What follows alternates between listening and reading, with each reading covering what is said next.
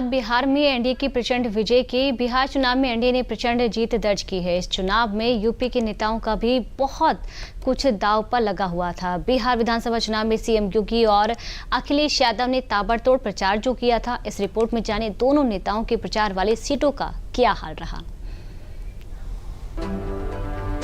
बिहार के चुनावी नतीजों से तय हो गया है कि पटना के सियासी किले पर अगले 5 साल के लिए एनडीए ने मजबूती के साथ अपना झंडा गाड़ दिया है। महागठबंधन और एनडीए की इस फाइट में एग्जिट पोल्स के अनुसार से भी बड़े परिणाम रहा।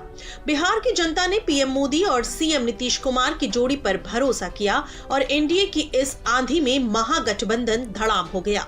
एनडीए की इस ऐतिहासिक जीत को ब्रांड मोदी नीतीश के रूप में देखा जा रहा है।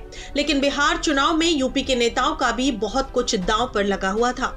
बिहार चुनाव में यूपी के सीएम योगी आदित्यनाथ ने 31 सभाओं और रैलियों में हुंकार भरी थी।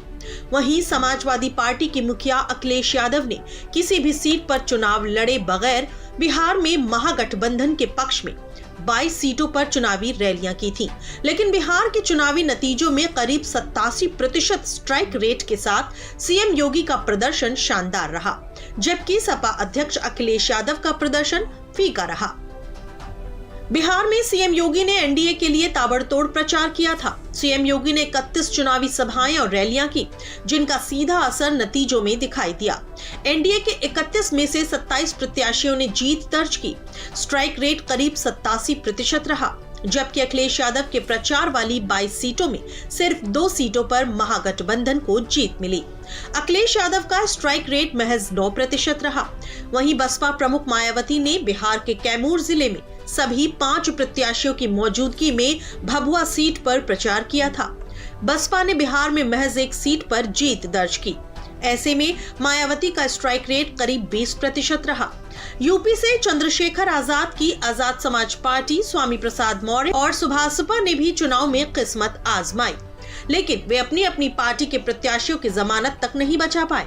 बिहार चुनाव में एनडीए ने रिकॉर्ड जीत हासिल की है। एनडीए को 243 में से 202 सीटें मिली हैं। वहीं बिहार में महागठबंधन की पारी महज 35 सीटों पर ही सिमट गई। वहीं अकेले बीजेपी को इस चुनाव में 89 सीटें मिली हैं। बीजेपी सबसे बड़ी पार्टी बनकर उभरी है। ऐसे में इसका असर अब यूपी में पंचायत चुनाव से लेकर 2027 के विधानसभा चुनाव पर पड़ना तय माना जा रहा है। बिहार के चुनावी नतीजों